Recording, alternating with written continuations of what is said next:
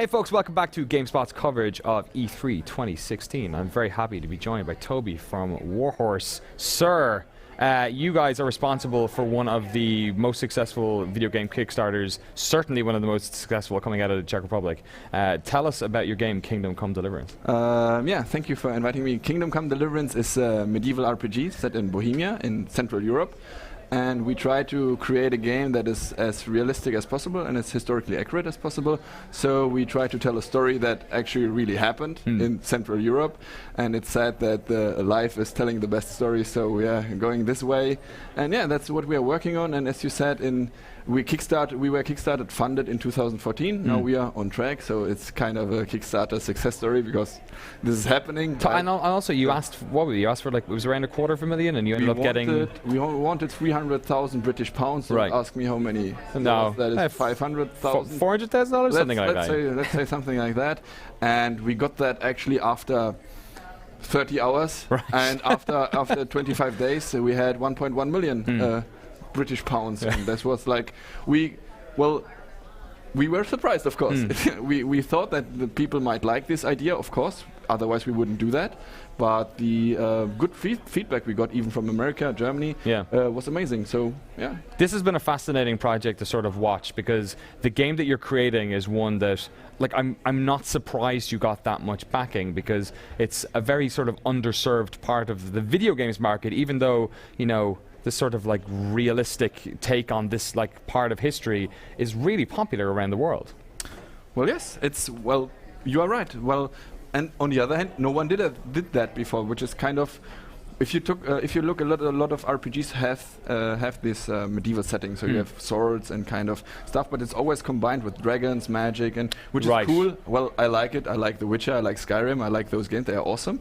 But we try to go another way. We try to want to show the real medieval setting. So you have a landscape that really existed. You have castles and churches and monasteries that really existed back then. We reconstructed them all. We have a 16 square kilometers map of real land mass with heights and valleys and mountains and stuff. We have NPCs that really lived back then. So that are noble persons that actually did something in the world and shaped the future, or shaped our today's Europe. So that's really interesting, and we're trying to show that. We want to show the people how the medieval life looked like really looked like, what topics did they cover, what problems did they have, what political struggle there was in Europe, maybe one of the first like real, let's say, national problems between Bohemia and today's Germany. Right, so yeah. That's something we want to cover. Forgive me if I'm wrong, but you also have kind of like a survival needs system with eating and sleeping and actually kind of stuff like that? Exactly. We have this as well. It's like, it's not in a big extent, but there's a big part of it, a small part of it. You have to eat and sleep in order to stay healthy. You can take food in your pockets, of course, but it will spoil during time. Right, yeah, Which is a fun story. I was fighting one time due to a presentation. I was fighting, and this guy nearly killed me, and I wanted to restore some energy, and I had only spoiled radish in my pocket. So I ate that, poisoned myself, and died of spoiled radish. Man. It's like, it happens. This game comes across like almost like a medieval Arma or something, where it's like it's pushing so much into realism that it's just compelling that you guys are creating this. So like, even is there something like 16 different points of like storage or clothing on your character as well? Exactly. It's kind of like this. You have an armor system. You've got horse armor as well here. Of course, we have horse armor. Well, it works like that you have a different slot system.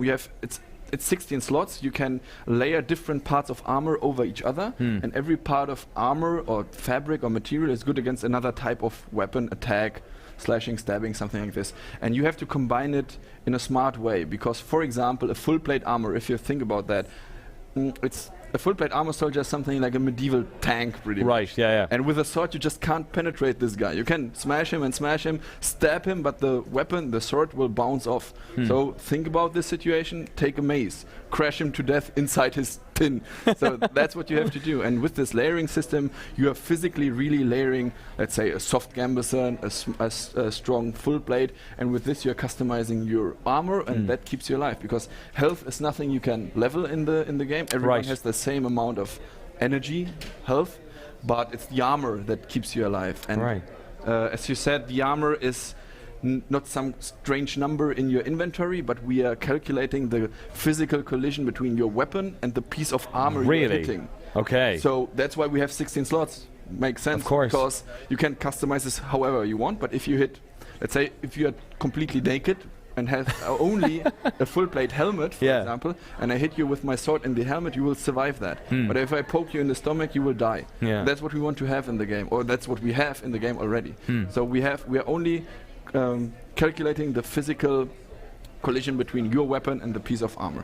But it makes sense, because if you have a full plate armor guy in front of you and he's not wearing a helmet, then where are you attacking? Of course, the head, because it's unprotected. And your shoes won't protect you from head strikes. So sounds like we might be dying a lot. Yeah and no. Well, we want to make it, of course, we want to make one-hit kills, of course, if you hit the head. But on the other hand, it's a game. And it's a fun game, it has a big epic story inside, and we don't want to make it so hard that it's like unplayable anymore. So there's of course the compromise, as I said, as realistic as possible, but it's not a medieval simulation, but it's something that tries to give you a good feeling about that area, and it has its compromises. But of course, if you have a bad armor, there's someone coming, you will die a lot, of course. So prepare. So what is the sort of moment to moment in terms of like, what is your, do you play one character? Is this all single player? Do you have quests? Is it open? Is it linear? What are we talking about here? We are talking about an open world RPG, a single player open world RPG, where you are playing a particular person called Henry. He's the son of a blacksmith. His character is not a historical person, but the entire frame is. But you are playing a guy that is living in a city which gets attacked by a foreign king, the king of Hungary, and the interesting part is that this really happened. So this is something that if you open a textbook, it's really there, and you will. The city gets attacked, your family get murdered, the city get destroyed, everything happened, and you have to flee from this place. First, you are driven by revenge. You are getting in the service of a noble who gives you quests, who tells you what to do, who brings you back on the feet. But then you are driven by revenge, as I said. But first, you realize,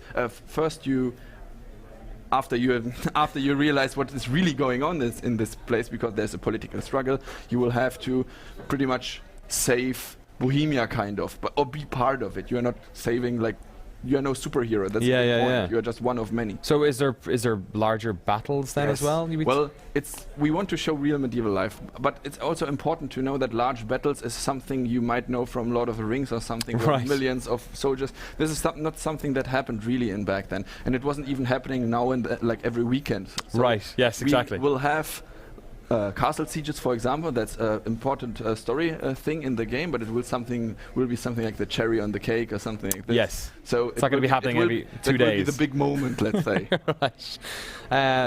Super fast. Sorry, go on. Yeah, you were about to say. What's going on here? I just want to say that this is a monastery which is actually really standing right now in Czech Republic. You can visit this place. This is really looking like that.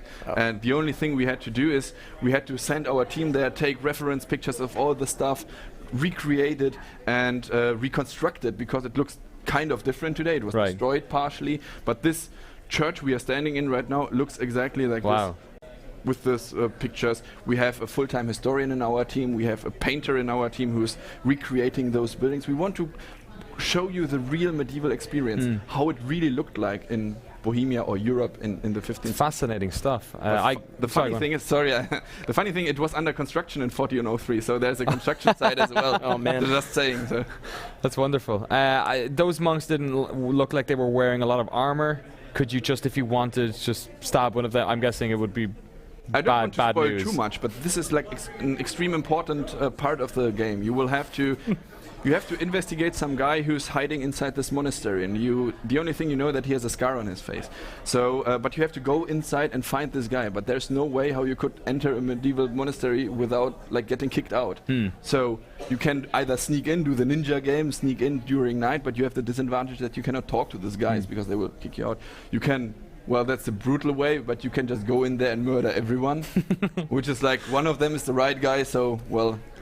Presumably quite hard, though. It will be quite hard, and you will have a great impact, a very bad impact on your reputation. People want to kill you. People want to imprison you. Will be everything you do in general in the game will have some kind of proper reaction. So everything you do should face the consequences. But the third thing is actually what you said with the monks. You can actually enroll in this monastery and become a monk. Something like a game inside a game. Oh, really? Because you have to get inside, pretend that you actually want to become a monk. You do monk duties, like praying several times a day, eating with them. I was about to ask what a monk duty is. Just well, a we secret had to agent? research actually because we wanted to have the monastery, but we had to research what they actually did there. How often did they pray? How can we put quests inside?